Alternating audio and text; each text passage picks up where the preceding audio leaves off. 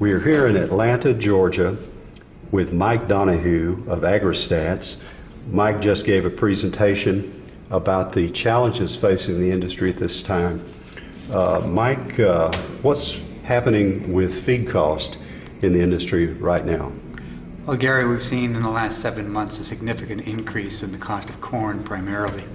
Last October, September, we were feeding $4.20 a bushel corn. Now we're feeding corn at over $7.20 a bushel, and that's added about 7.5 cents per live pound in production costs.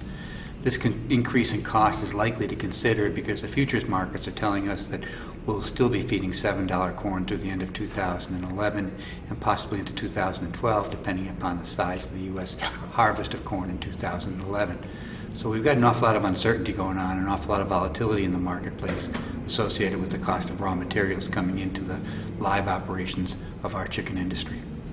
Well, what are the consequences of those things on the industry right now? Well, it's turned us from being a fairly profitable industry to suffering tremendous losses.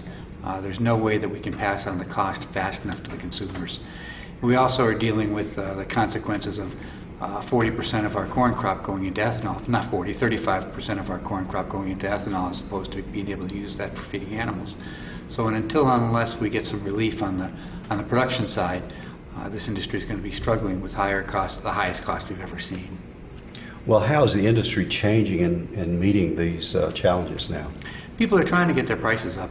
Eventually, a consumer will see the cost of production flow through to what we pay for it, whether it's the supermarket or in the restaurants that we go to.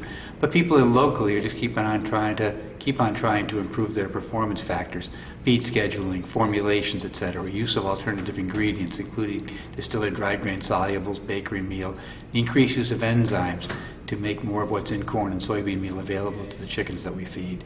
So people are still trying to adapt to the situation, but it's still awful hard to overcome the sticker shock of seeing a 35–40% increase in our raw material cost over a very short period of time.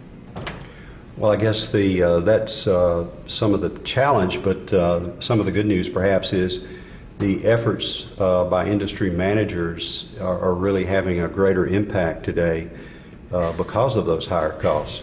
People have to be good managers, there's no question about it. The survivors in this industry and those who will thrive in the future are those who are able to pick up the incremental improvements that have been the annual incremental improvements that we've seen in this industry for the last 40, 45, 50 years. That's ongoing, and that's something to be proud of. Thank you very much, Mike. You're welcome.